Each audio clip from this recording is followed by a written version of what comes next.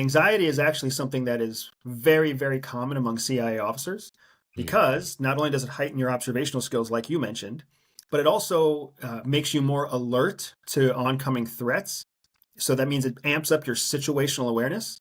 mhm, It's also something that makes you, like we joke and we call people, we say that anxious people are paranoid. But what that paranoia really is a constant ongoing assessment of the threats around you. So anxious people have this natural superpower for what we call geospatial awareness. mm, They're very, very aware of who's around them, where they are on a map, where they are on the streets, what the threats are around them. And that's something that, the average person who's, balls deep in their phone and can't pull their head out of their ass to save their life, that person can't be trained to increase their awareness. mhm. Just like an anxious person can't be convinced to decrease their awareness. It's just they're Right. wired that way. So anxiety is a fantastic example. Another one is autism. There's a lot of people out there, there's a lot of thought and fear around autism, especially when you start talking about Asperger's and certain ways that autism affects social life and social normalcy.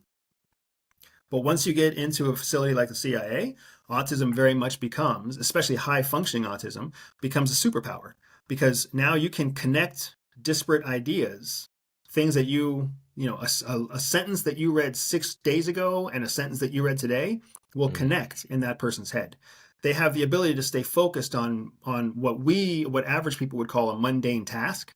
They can right. stay focused on that mundane task for hours, days, overnight, right? They can become very, very mission focused and they're not distracted by social pressures because they're essentially blind to social pressures.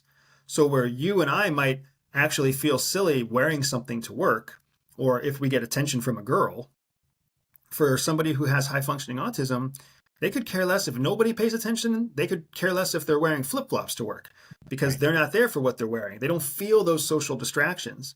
They just focus on work. So people who are on the autism spectrum, super successful at CIA and in high demand as well.